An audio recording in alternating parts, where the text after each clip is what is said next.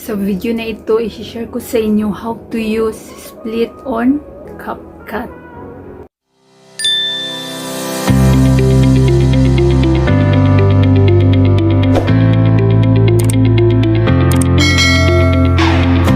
Guys, welcome back to my channel. Kung bago lang kayo sa channel ko, ako nga pala si Annalyn Tapa. Welcome kayong lahat. At kung hindi pa kayo nakapag-subscribe, i-click nyo lang ang subscribe button sa baba at pakiclick nyo na rin ang bell notification para ma-notify kayo sa lahat ng mga videos na i-upload ko. Kung bago lang kayo sa channel ko guys, nag-upload ako ng mga video tips, video tutorial, nang sa ganun ay ma-share ko ang kaalaman ko sa kapwa ko YouTubers, lalong-lalo na sa mga new YouTubers na nagsisimula pa lang gumawa ng kanilang channel.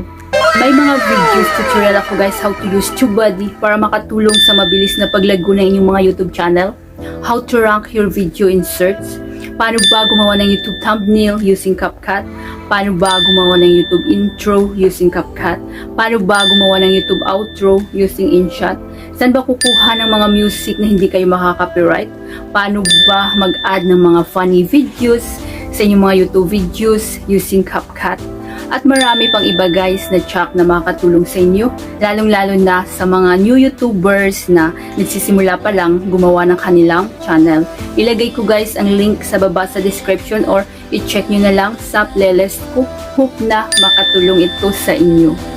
Ang topic natin for today guys, i-share ko sa inyo how to use split on CapCut. Marami pa rin nagtatanong, lalong-lalo na sa mga baguhan kung paano nga ba gamitin ang split sa CapCut. Kaya kung gusto niyo malaman kung paano ba gamitin ang split sa CapCut, keep on watching. Hi guys, sa video na ito, i-share ko sa inyo how to use split on CapCut. So, ang dami pa rin mga nagtatanong, lalong-lalo na sa mga baguhan kung paano nga ba gamitin ang split sa CapCut. So, sa hindi pa nakakaalam guys, ang CapCut is napakagandang apps, free lang siya. Pwede siya sa Android, pwede siya sa iPhone. Ang gamit ko is Android. So, kapag hindi nyo pa na-install ang CapCut, punta na kayo sa Play Store. Then, i-search nyo lang ang CapCut. CapCut. Wait lang guys. So, ito yung itsura ng CapCut. Napakagandang apps nito guys. At mapapaganda yung video nyo. Dito na rin ako gumagawa ng mga YouTube intro, outro, at saka YouTube thumbnail.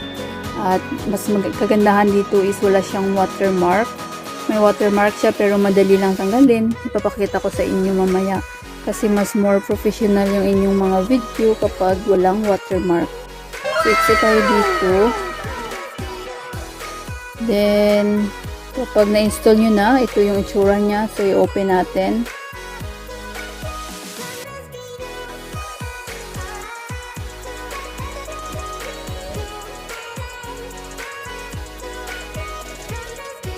So, once nyo na ma-open ang CapCut, may makikita kayong project. Then, dapat may naka-ready na kayong video na gusto nyo i-edit. So, click nyo lang tong plus.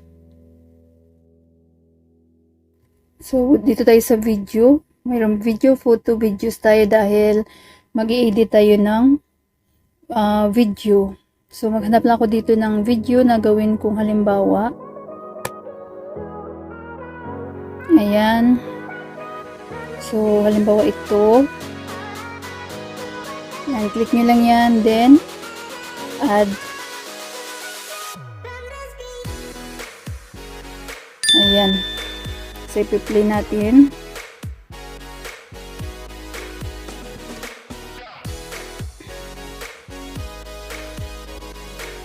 Para marinig natin guys. So, play natin. So, pwede nyo siyang i-click dito at hanapin nyo yung volume para marinig nyo. Ayan, nakikita nyo volume. Ayan, so i-volume nyo lang para marinig nyo. Then, check. Bago lang kayo sa channel ko, ako nga pala si Annalyn Tapa. Then, bago tayo mag-start, dapat guys, make sure na naka 16 by 9 yung inyong mga video. So, dapat hanapin nyo yung format dito sa baba. Then, 16 by 9. Para mamaya wala siyang mga black or white dito sa gilid, diba?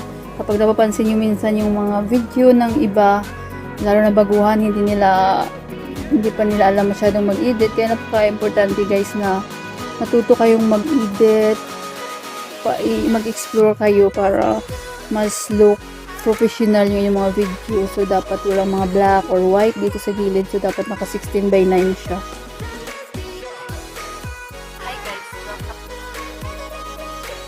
Then, so, doon tayo sa split. So, i-click natin yan.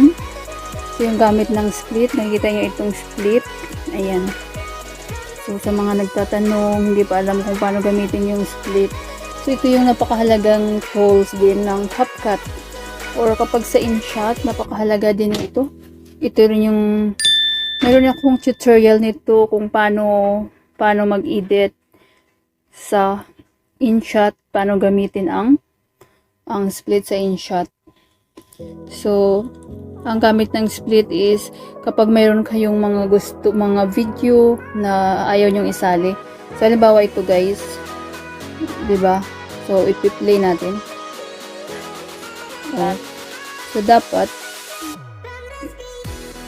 yung dito sa pinakauna, hindi to kasama kasi hindi ako nakatingin pa sa dapat yung nag-start yan. Ayan. So, yung pinakauna na hindi ako nakatingin na nagre-ready pa lang ako sa pagsasalita. So, dapat hindi natin isali sa video. So, i-split natin. So, i-click nyo lang to. Then, click nyo ang split. Ayan. So, nahati na siya. Nakikita nyo may white na siya. Ayan. Then, i-click nyo lang to. So, diba nahati na siya guys? Ayan. So, i-click nyo yan. So, nahati siya. May white siya dito. Nakita nyo. Then, click nyo yan. So, nakita nyo may white dito. Click nyo yung side na yan. Then, i-delete nyo lang.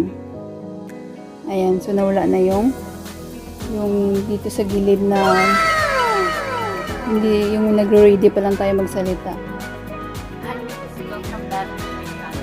Bago na kayo sa channel ko, ako kapalagyan na yung welcome.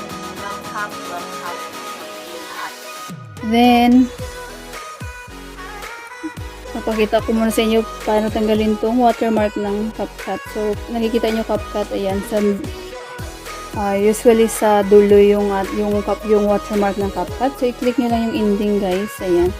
Then, delete. Ayan, so ayan, dapat huwag din natin isali yan, di ba, sa video. Ayan. Ayan. So, split natin uli. Hanggang dito lang dapat. Ayan, stop. So, ito, hindi na to dapat kasali dito sa ating video. So, split natin. So, click lang natin ang video. I-click natin ang split. Ayan, so nahati na siya. Nakikita nyo guys. Ayan. Then, delete. So, ayan. Stop. Yeah. Diba? Then, kapag halimbawa sa gitna may ayaw kayong isali sa gitna na video, so maghanap ako ulit ng ibang video na ihahalimbawa ko guys. So mag-plus lang tayo. Mag-add ako dito ng video na iba. So halimbawa ito, travel naman. So mag-travel kami ng asawa ko. So halimbawa na naman ito. Ayan.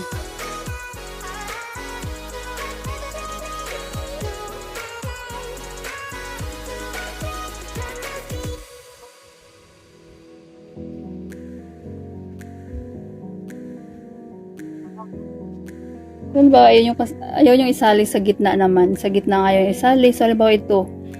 Ayaw yung isali yan. So, i-click nyo lang din yan. Then, i-click nyo ulit ang split. Then, hanggang saan ba yung ayaw yung isali? Hanggang dito. Ayan. So, click nyo uli. Ayan, then split. So, nahati na yun. Nakikita nyo guys. Ayan. Ayan, then sinahati na to. Ayan, yung isa sa gitna din, delete. Ayan, so nawala na yun, diba? Ayan. So, ganun ang gamit ng split. Sa gitna at sa gilid yung mga ayaw yung isaling video na may nagkamali kayo, yun ang gamit ng split. So, isa pang halimbawa para mas clear. So, halimbawa, funny videos. Maghanap ako dito ng funny videos. Halimbawa, ito. Halimbawa lang ito guys, ha. Para mas maliwanag sa inyo kung paano gamitin ang split. So, halimbawa, itong funny video clips na ina-add natin sa ating videos. Kasi na-download ko ito at marami siyang mga 6 yata siya. So, iba-iba. So, halimbawa, ito lang yung gusto natin. Itong una lang yung gusto natin. Number 1 lang.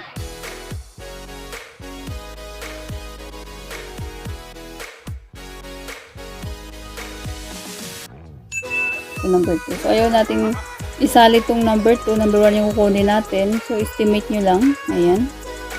Estimate nyo lang. Ayan, hanggang dyan. Ayan. Then, click nyo ulit yan. Then, split.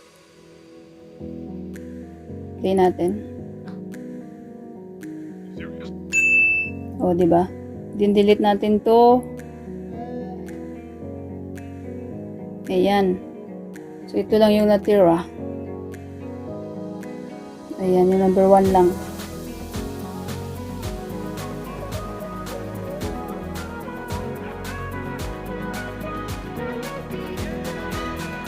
O, diba?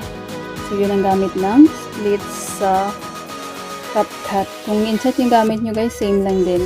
So, pag okay na kayo lahat, na-edit nyo na yung mga videos nyo, na lagyan nyo ng mga music. So, paano ba i-save? Ang CapCut is, napakadali lang mag-save dito sa CapCut. So, i-click nyo na ito parang arrow. Ayan. Then, exporting. Keep CapCut open and don't lock your screen. Kaya, automatic na yan na masisave sa inyong mga gallery. Thank you so much guys for watching at sana may natutunan kayo sa video tutorial ko na ito at maraming salamat sa panunood. Kung mayroon kayong mga question, suggestion, and request, just leave a comment down below. At huwag nyo na rin kalimutan mag-like, share, comment, at kung hindi pa kayo nakapag-subscribe, i-click nyo lang ang subscribe button sa baba at pakiclick nyo na rin ang bell notification para ma-notify kayo sa lahat ng mga videos na i-upload ko. Always be happy guys, be positive, avoid nega. See you next time.